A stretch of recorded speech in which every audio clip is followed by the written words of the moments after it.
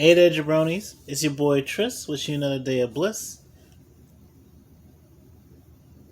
I'm not even going to say the apocalypse. Let's just get into this. So, just recently came out with a video, stacking body counts with Andrew Tate, the Gary Vee of misogyny. It's already racking up a little bit of discourse in my Facebook and everything like that, and in the chats of the group. Convince somebody to change their whole subject for today's podcast that we'll be filming later. But in the meantime, before we film that, I wanted to do another video for the channel, Holy Baloney Jabronis. And I was going to talk about the black divestment movement. Like a little controversial on my end. And I originally wasn't going to do this video by Mahogany Pink. I was going to go into a couple of shorter videos. But I felt I can't really play a short video talking about why black divestment is problematic, even though I see where it's coming from and I agree with some points of it, without playing a video that like has a lot of good points but still veers into the again, sometimes where brutal honesty leads to stereotyping and problematic shit that hints towards internalized anti-blackness. Again, not saying that all the points are wrong or that I disagree with like the spirit of a lot of it, but I figured we could watch it, break it down, and hopefully make time for the other videos I was going to get to originally because, like I said, we don't be having... Like, when this shit cuts, it cuts. So I'll try and limit the talking so we can actually get to the points of the video. But this is a Mahogany's video from last year called The False Promise of Black Love. Since you were a little girl, you've been seeing images of black love on the TV screen that looked like this, or this, or this. But in reality, black love has always looked a little more like this. Extra aggressive.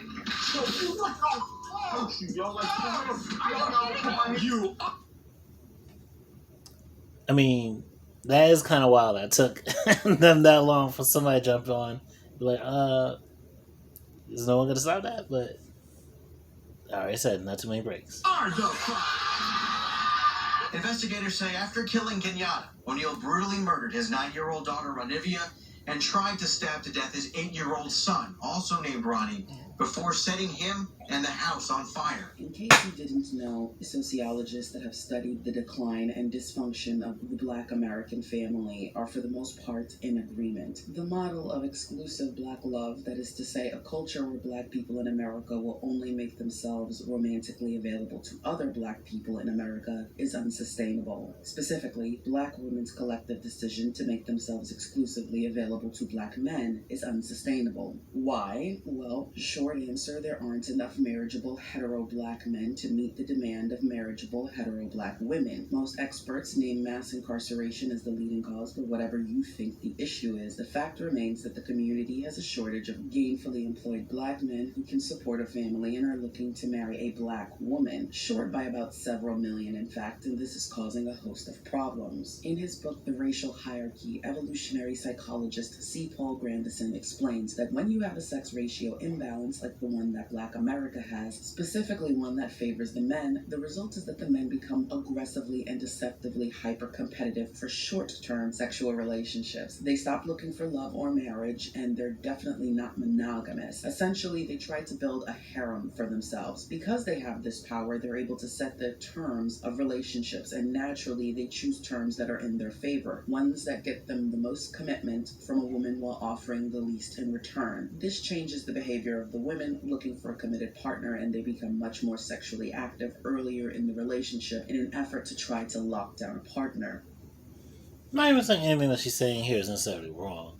It's just you can already feel where the bent of this video is going, and it just feels like almost like the feminine flip of like where black men support the kind of rhetoric that I was covering in the body count with Andrew Tate video about, oh, well, body counts are important because women and their body counts points to like the moral decline of society. And there's a couple videos by FD Signifier, which I probably won't have time to show in this video, but just point to like how, yes, there are certain things that are right here, but we have to also acknowledge the issue of, one, this is a very heteronormative way of looking at these situations, and two, we're ignoring like the capitalistic realism of why we feel it's so important to like press each other in the realm of marriage and starting families, as if we don't have all kinds of poverty and like systemic issues dating back to slavery that's involved, and why, you know, there was a time we weren't even allowed to get married for real, and a time where our marriages could be broken up by people splitting us apart, or when master could like take advantage of us and buck break us in front of the other slaves and use us sexually as a way of depowering us, and also allow us to sleep with his wife as a extension, like using us as a sex toy on some like race play shit. And just like how the black body, both male and female, has always been used as like both things to fear and to try and control, but also things to fetishize and desire and lust after and use and dispose of. And that has ramifications for the way we see ourselves and see each other in relationships, and how we fear the hypersexuality and also desire it in each other. Where men want a freak, there's the one woman that's too freaky. Women, they enjoy a freak, but they're also worried about a man who's too promiscuous that he can't ever settle down.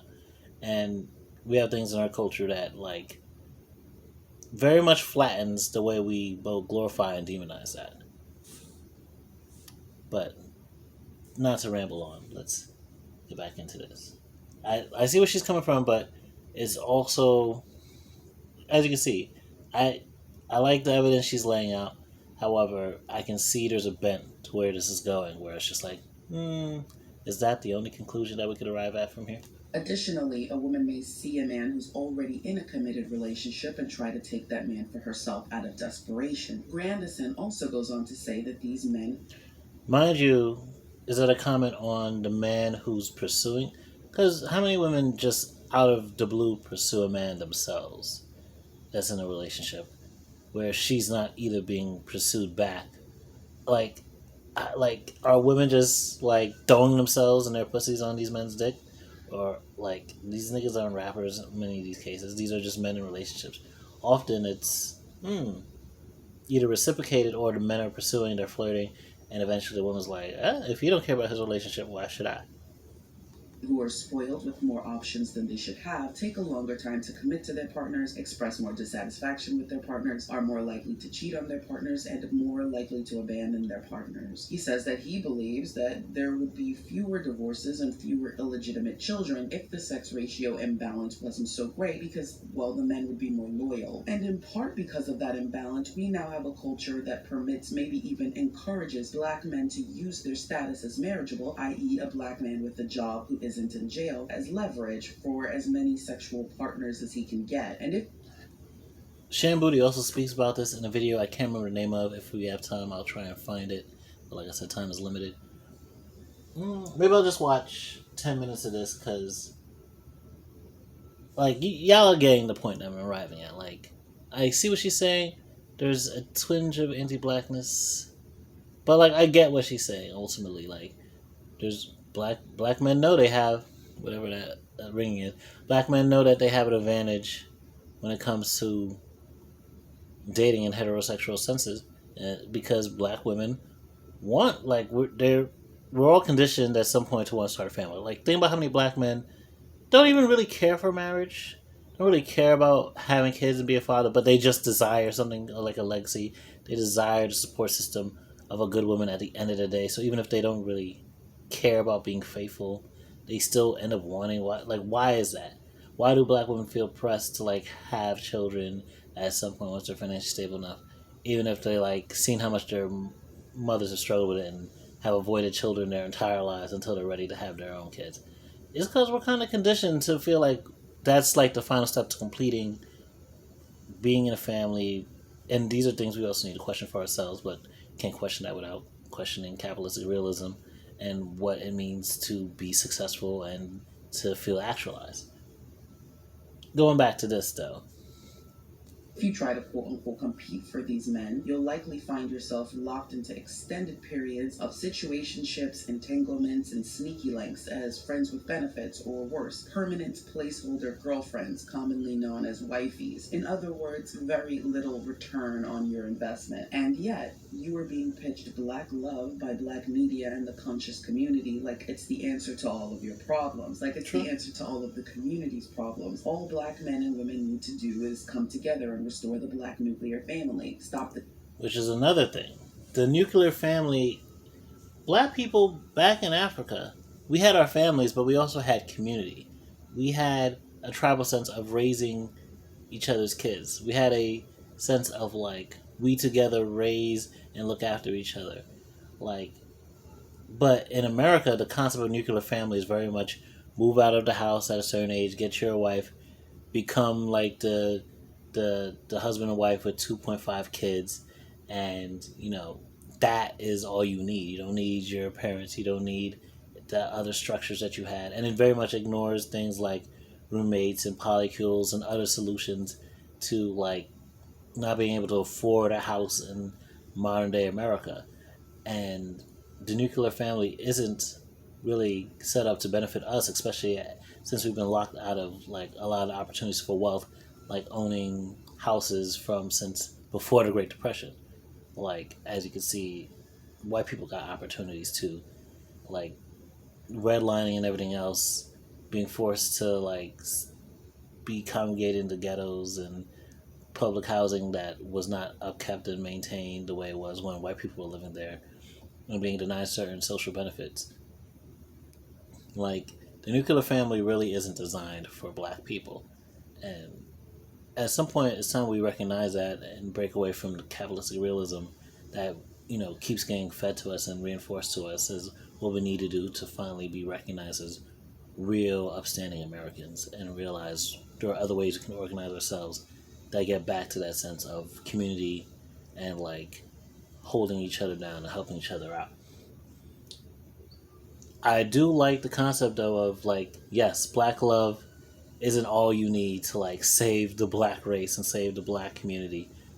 Because what is black love? What is love? A lot of us define love in very financialized terms of, is this person successful enough for me to get a house with and raise a family with? And we're not even talking about, like, spiritual and mental compatibility, emotional compatibility, like sexual chemistry and compatibility, being on the same page in terms of consent and mutual intent. Because a lot of what she's talking about, being turned into a forever girlfriend, being turned into a side chick, a situationship, a lot of that is because there's not mutual intent in what the sex is about.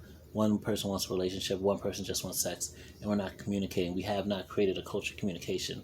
Like, Shan Booty talks about this a lot. If there was more time, I'd find those clips. But, yeah, love truly is about finding yourself. And I'm going to speak about this on the podcast today with some of the topics that we got. But love is truly about finding yourself in another person. But instead of looking at that, we're just thinking in the financial terms of, like, okay, what do I feel comfortable settling down with? What's going to hold me down in the best way and, like, hold my dreams and ambitions and support that. And yeah, that's good, that's important, but it ignores also the intimate part of, like, love outside of, like, if y'all just enjoy fucking each other. And it goes beyond if y'all just enjoy fucking each other. Where is the real commitment to doing the work of staying intimate and building intimacy? If you don't have that, then yeah, you're going to be in a situation where, like, marriage doesn't seem worth it, and where marriage doesn't save you at the end of the day. It's just another chore or burden at the end of the day. Is fighting on the internet and problems solved were unstoppable. But instead of addressing what experts have identified as the core issues destroying black families, like male unemployment and underemployment, and the high crime rates amongst black males that... Which, again, are systemic issues, not individualistic issues of, like, that nigga's a criminal, that nigga has a record, that nigga did this, this woman, she has a little bit of this in her past, she comes from this family, he comes from this family, he's from this neighborhood. Instead of these individualistic ways of looking at it, what she's mentioning, which is where I'm getting on her Mahogany Pink's video about this, again, capitalistic realism. We have to break out of just, seeing things in these very like, oh, you failed according to the values of Americana and capitalism, and you're just poor and you're a criminal. You have to resort to like these hustler ass ways to make money, and see that like, yeah, there are systemic reasons why we're being held back, and we have to address that so that crime and poverty doesn't continue to lock us out of opportunities, continue to damage what options we have for starting families and for growing our community and not feeling scared to interact with each other.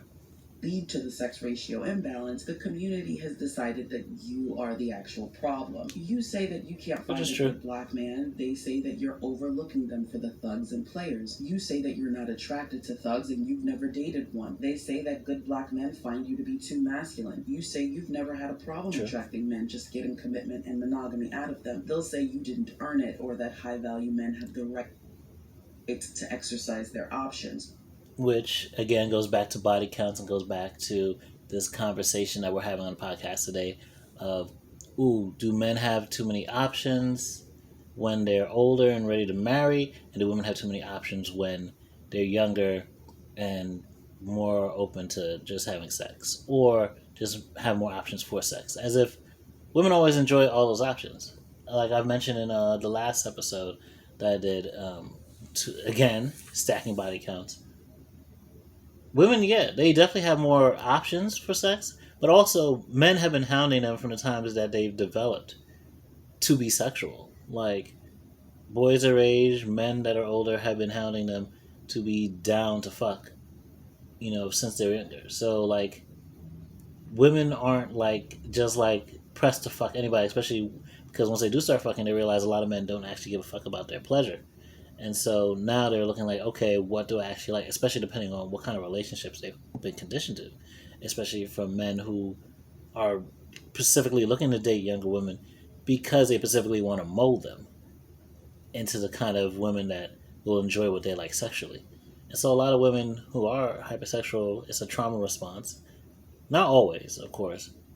But a lot of times it's a trauma response, and it's also like they're trying to re-explore and rediscover what they desire, or focus on that rather than being caught up in like being yet another man's like little toy to like use and enjoy and get support from until he's ready to dispose her for someone else that he can sleep with or cheat on her with or whatever. And what she's saying about, oh, we demonize women and we say they're too masculine, okay, aka too independent and not submissive enough. We shouldn't want women to be just submissive in life in general. That's crazy. Because then again, you're also going to be jealous if a woman just was always submissive in general to any man that like interacted with her, and you don't never trust her. Like, again, these like weird, like revolving like thought patterns that only continue to fuel more misogyny, more jealousy, more insecurity, more suspicion. You wouldn't want a woman who's just naturally submissive all the time to any man. Is one thing to be submissive like in the bedroom, cool, but a woman who just follows men's orders all the time like a little dog and doesn't understand or feel safe to do anything for herself, like, is that really what you want? Do you not want an equal? Do you not want a partner? Do you just want a cheerleader? Do you just want a fan? Just want someone who's bred to enjoy men for the sake of manhood and not you for the kind of man you are? You'll explain that they aren't that high value because you're going more than 50-50 on everything. They'll say that your standards are unrealistic. You say that you commonly date men who don't meet your standards. They'll say that you need to choose better. You'll say there isn't better to choose from, and here... Which is like what women keep running into. I sympathize with the fucking struggle because, yeah, this is why, like, yes, I'm a man, but this is why it's important to call out misogyny and like ways of thinking that lend itself to misogyny, because when we ask women to jump through all these hoops, we then also ask ourselves to jump through all these hoops too, about like, oh yes, work out, yes, get your finances in order. And listen, those aren't bad things in a vacuum. Those aren't bad things in like, yes, if you want to improve yourself in the market of like desirability and just be healthy, sure, work out more. Sure, get a great job. But are you doing that just, for the sake of your own independence and your own being good and your own like quality of life, or are you doing that like so that you can like have something to hold over the head of whoever you're in a relationship with, so that they can't tell you nothing? Or are you doing that just because that's what you've been conditioned to see as what makes you worthy of being or seeing yourself as a man, of having value? Is that the only way you know how to derive value? By being in shape and or by having money?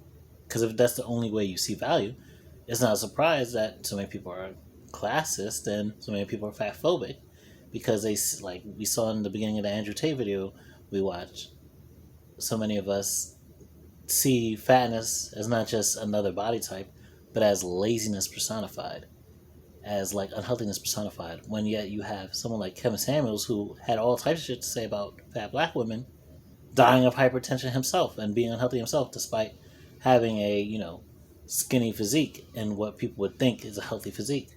So we need to start breaking away from these like bigoted thought patterns and like actually look at each other as individuals, as real people, and then look at the system as the problem. Like there's a lot of issues, like, and there's a lot of discernment and wisdom to be had in who you pick to sleep with, who you pick to commit to, who you pick to marry.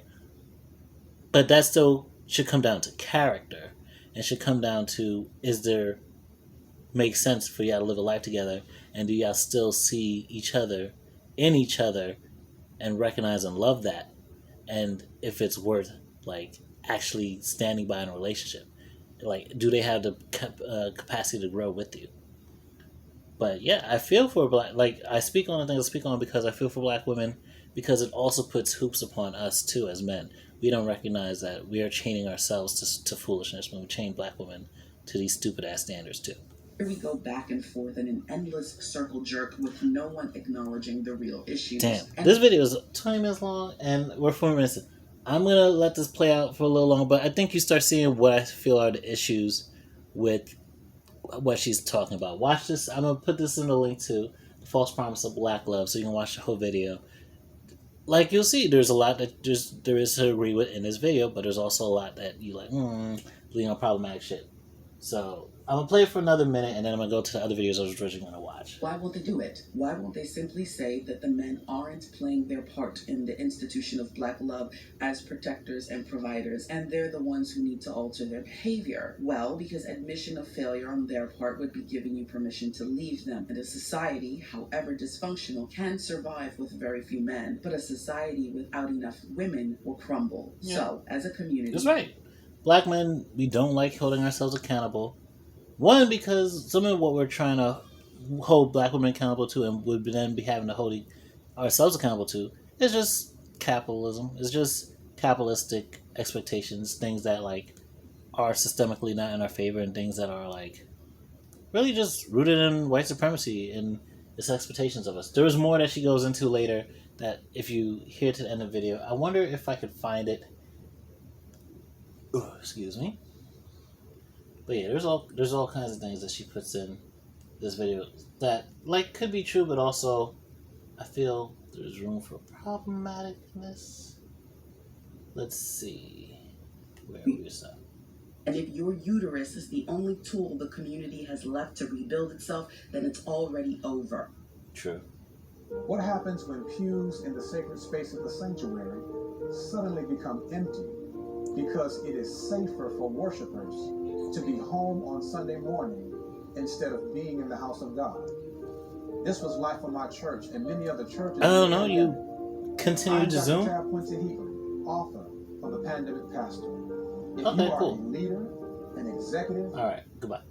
This correction is about realizing when you've been taken for a ride and switching gears as soon as you can. To do nothing at this point would make you a two-time loser. Do what the men did, but do it better. Choose better, or go unchosen. I'm Mahogany Pink, and I teach black women the shadow sides of black men and themselves.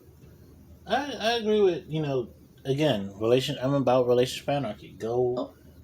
And their future children. Different choices in men are necessary. Yeah.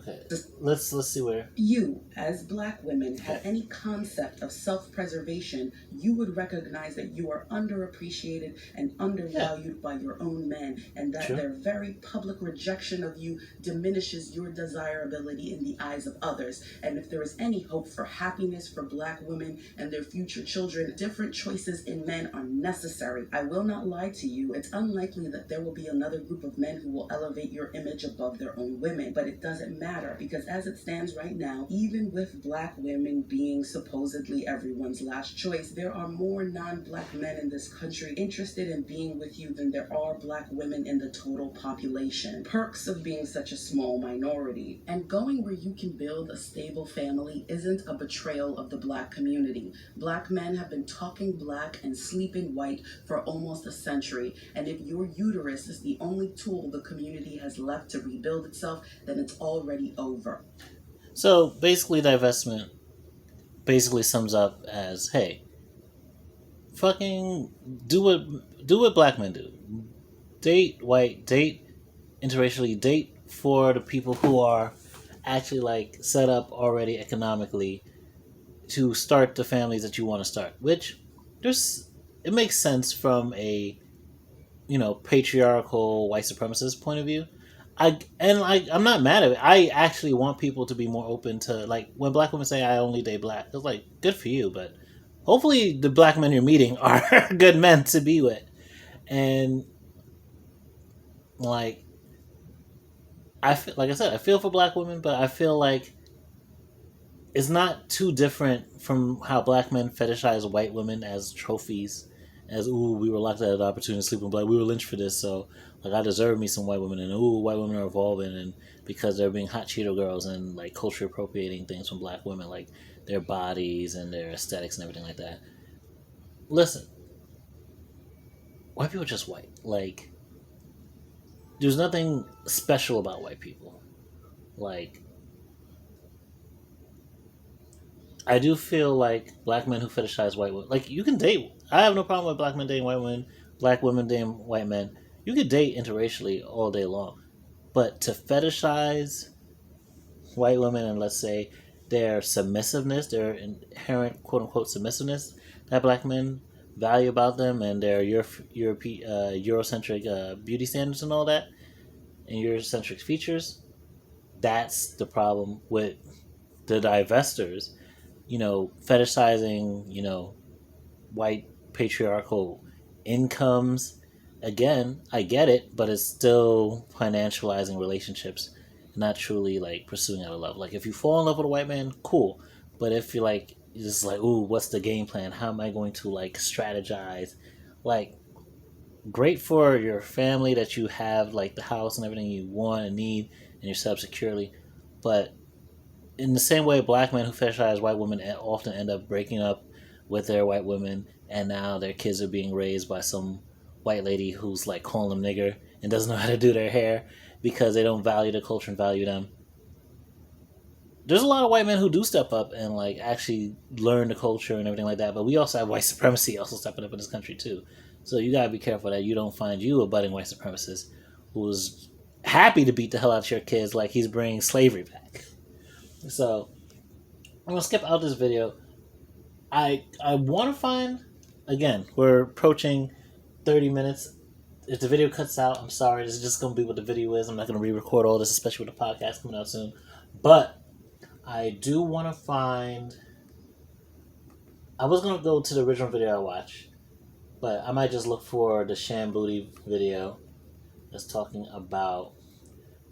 I don't even know if I'll find it, but it's talking about basically the concept of, let me see, the golden penis ratio.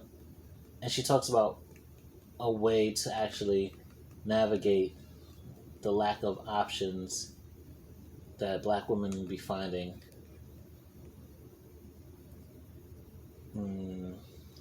Golden penis syndrome.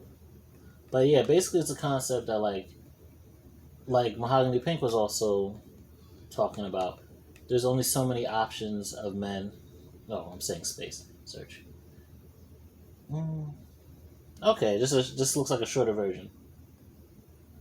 But yeah, there's only so many options of men that they have all the advantages in picking, which goes back to this concept of chads versus virgins and everything like that. But let's see the strong version. The following program contains mature subject matter. Viewer discretion is advised. We have a very important issue we need to discuss. It's called golden penis syndrome.